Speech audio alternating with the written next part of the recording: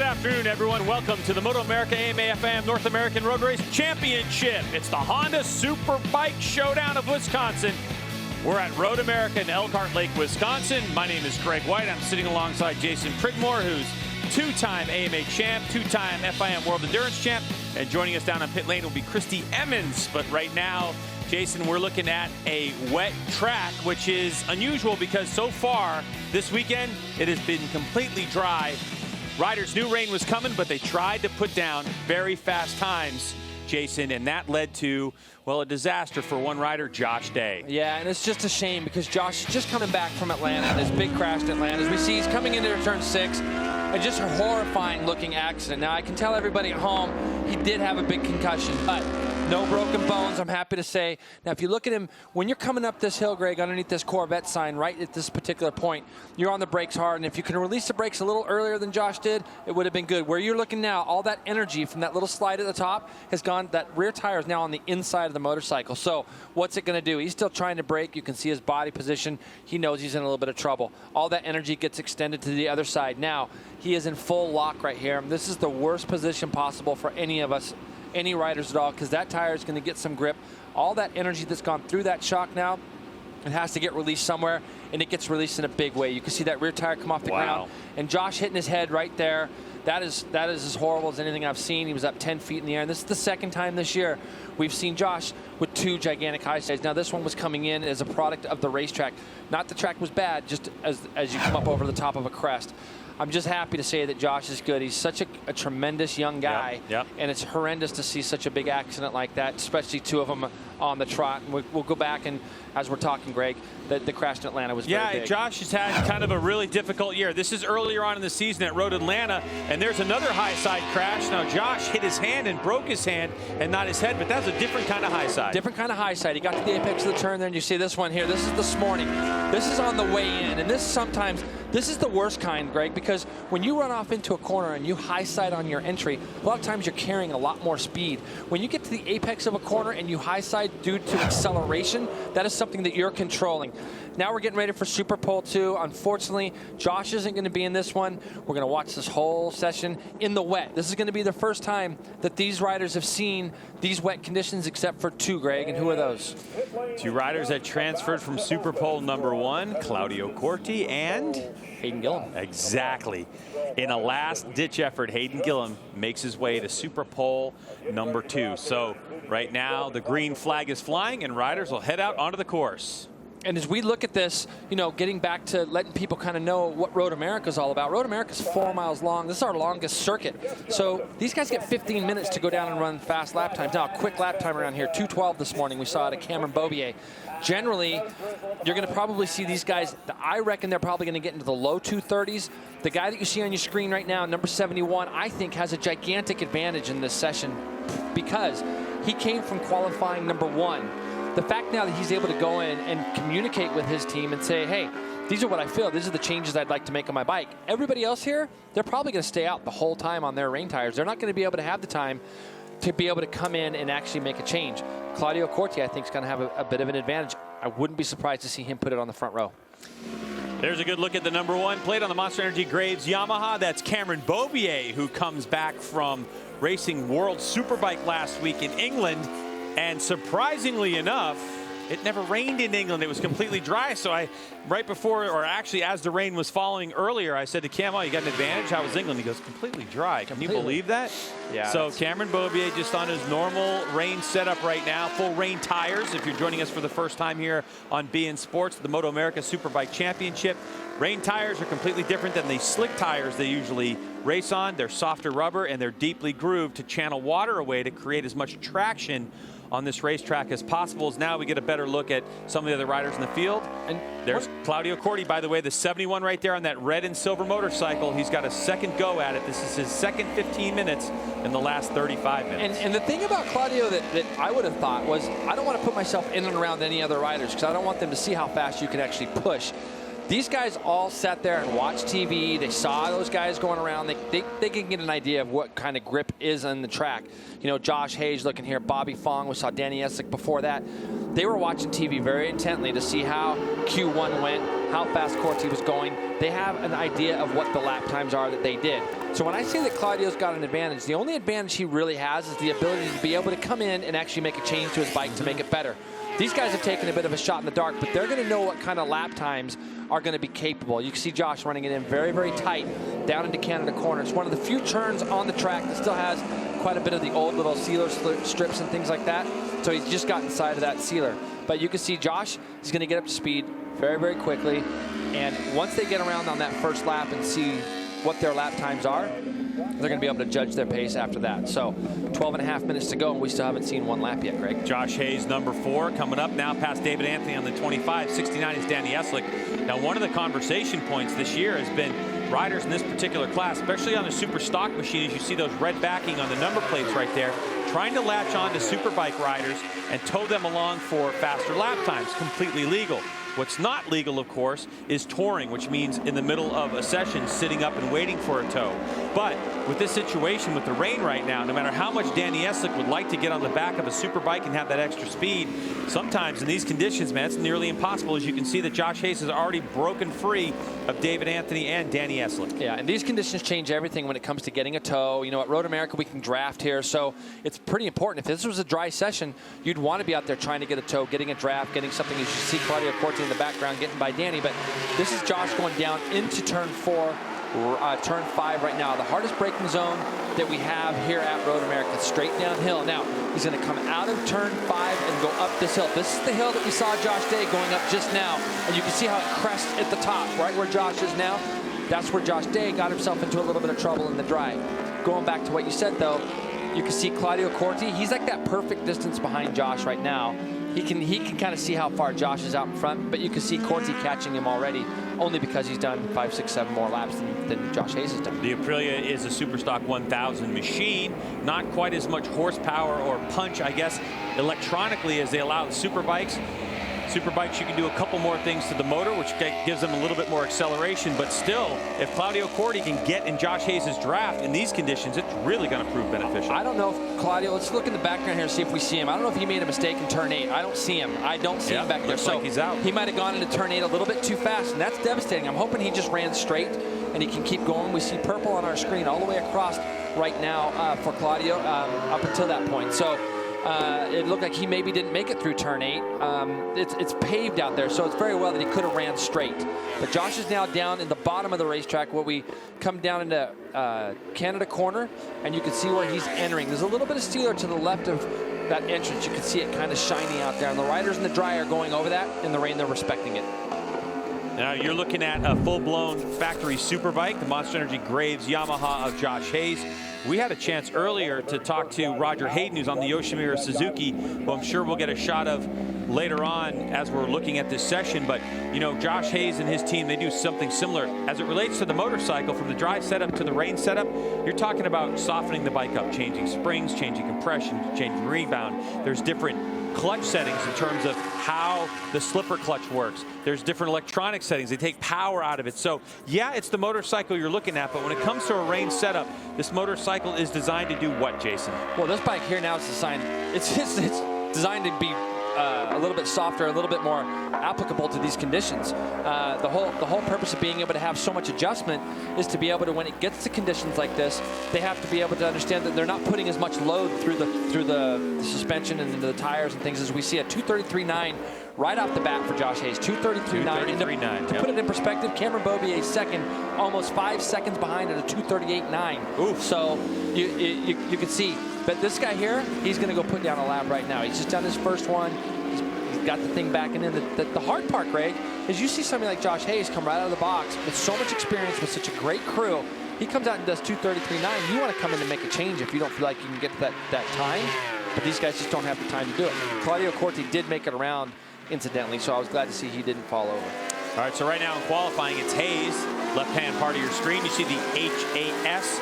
That stands for Hayes, as opposed to HAY stands for Hayden, Roger Hayden. So it's Hayes, Cameron Beaubier, Danny Eslick, Roger Hayden, Tony Elias on the Yoshimura Suzuki, and then Matthew Schultz, 720 rider. You may never have heard of Matthew. He's out of South Africa, and we'll tell you more about him later on in the weekend, but he is in 6th. David Anthony in 7th. Josh Herron in 8th. Bobby Fong 9th. Claudio Corti made it around in 10th. Now Jake Gagne just comes across the stripe. He had to pull in, unfortunately, on that Roaster Chicken Road Race Factory Yamaha. He had to pull in, so it's Hayden Gillum who remains in the pits as well. Yeah, turn 8. That was the lap before, like we were talking about, Greg. And I just didn't see. He was closing on him fast, wasn't he? He was closing on Josh fast, and I just didn't see him. But he's back on another good one right now. The guy that we really got to pay attention to, both Josh Hayes is on a good one, and Cameron Beaubier are both on good laps right now. All right, folks, if you're just tuning in to Be In Sports, right now it is the MotoAmerica Superbike Championship. We're at Road America in Elkhart Lake, Wisconsin. We're in Superpole qualifying for Superbike races. This will set the grid for both races in tomorrow's Superbike Superstock 1000 races. 7 minutes remaining on this clock with Josh Hayes leading the way.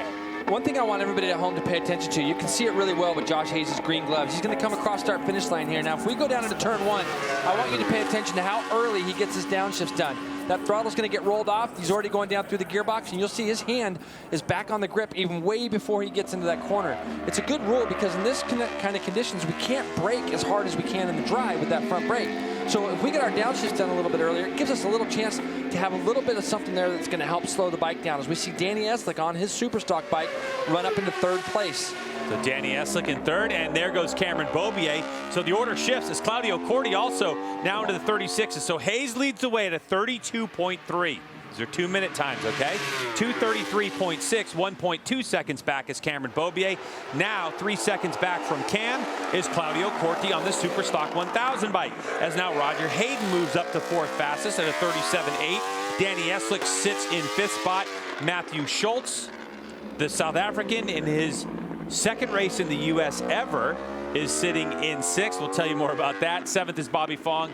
8th is David Anthony, and Tony Elias in 9th spot. Now, the one thing about Roger Hayden that was interesting is we continue to watch Josh Hayes masterfully work his way around this track, and Josh has been here many times in the wet, for sure. But Roger Hayden himself talks about knowing instantly how well he's going to go around this racetrack. And look at Hayes. What are you seeing right there? There's a lot of concentration right now. Very easy on how he tips the bike in. You can see his body position from one side to another. There's not a lot of body hanging off the bike. He's going to get his eyes and he's going to look down the track as he turns his head.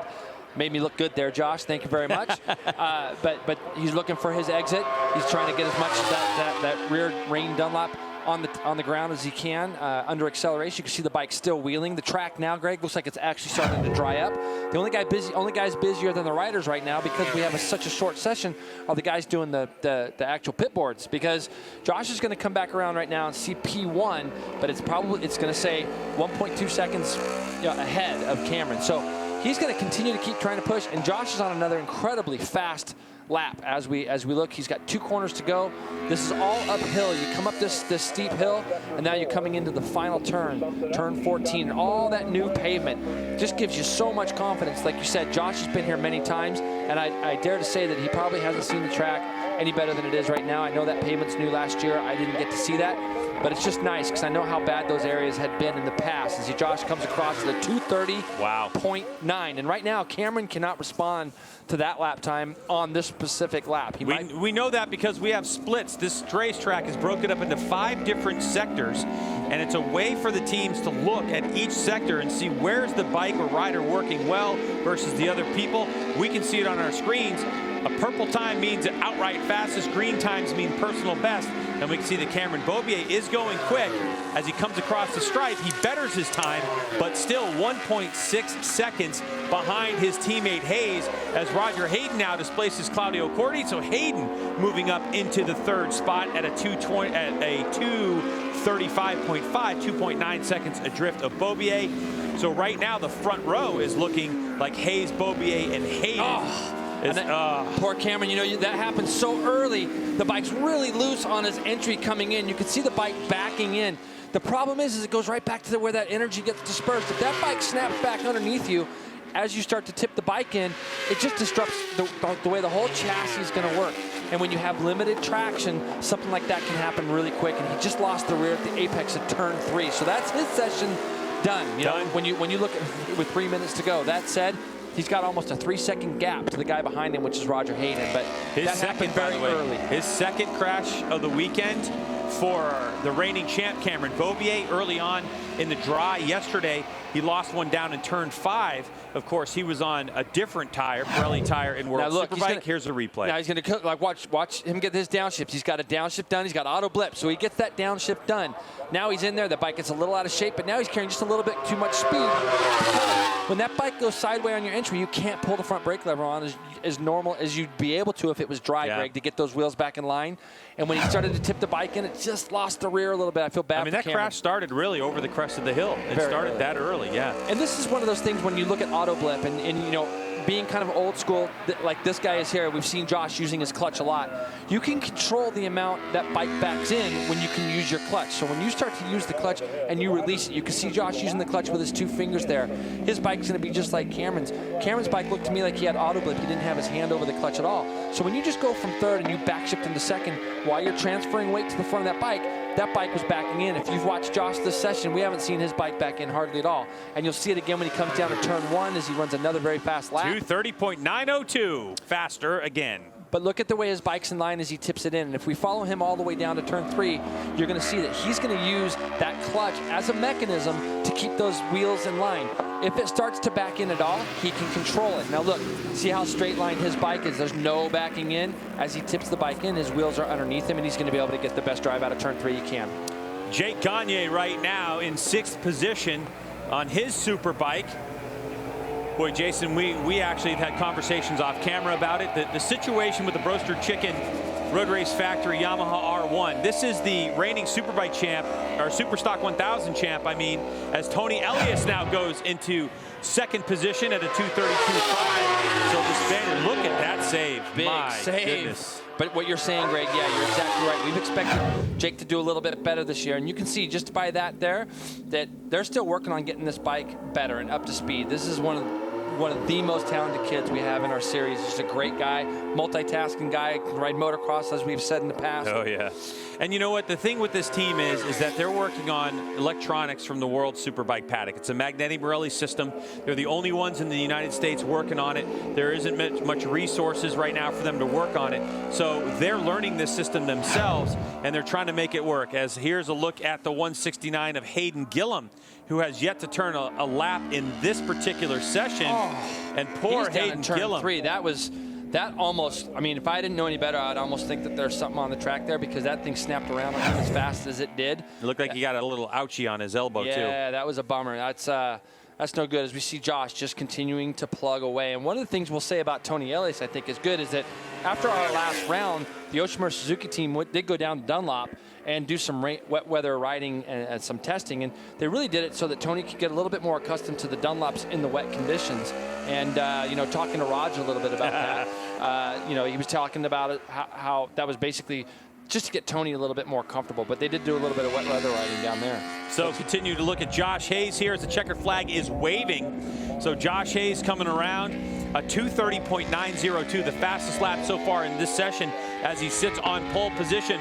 1.6 seconds behind him is Tony Elias. So here comes Josh Hayes up the front straightaway. He'll take the checkered flag at a time of 2:30.7. So again, each lap Hayes was going a little faster. So he went from a 2:30.9 to a 2:30.7. Now, who is threatening him right now? Roger Hayden's on a fast one. He's on a very fast one. He's green splits, which is his fastest splits. When it goes green, like you explained earlier, when it goes green on our screens, that means they're on their fastest splits of their personal best. Right now, through sections 1, 2, 3, 4, Roger's got green all the way across. Will this bump Cameron Beaubier off the front row tomorrow? Here he goes, Roger Hayden on the 95 Yoshimura Suzuki. Comes across the stripe, no! Half a second back from Cam Beaubier, a 2:33.183. So as it sits right now, it's Josh Hayes, Tony Elias, Cameron Beaubier, who's made his way back to the pits after a crash. Roger Hayden in 4th. He'll start the 2nd row. Claudio Corti, Jake Gagne still out on course as Danny Eslick has settled into 7th. Oh, just as I say that, Matthew Schultz, the South African, ends up 7th, so he'll be on the front of row number 3 with Claudio Corti, Jake Gagne right in front of him. So Eslick gets bumped to 8th.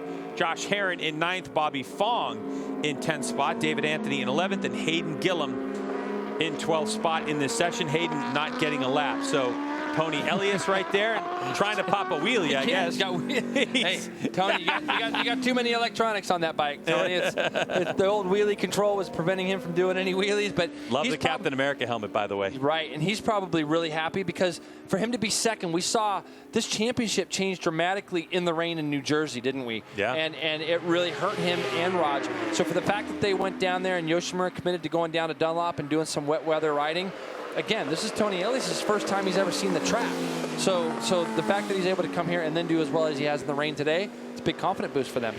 So Tony Elias secures second on the grid for tomorrow's 2 Superbike races, which will happen right here from Road America. We expect dry weather tomorrow, so it's a good starting position for Tony and the Yoshimura Suzuki crew as he will split 2 Monster Energy Graves Yamahas. Roger Hayden in 3rd, Gagne in 5th, Claudio Corti right there on the right part of your screen, 6th. We're going to take a break here on Be In Sports. Stay with us. We got more coming from Road America.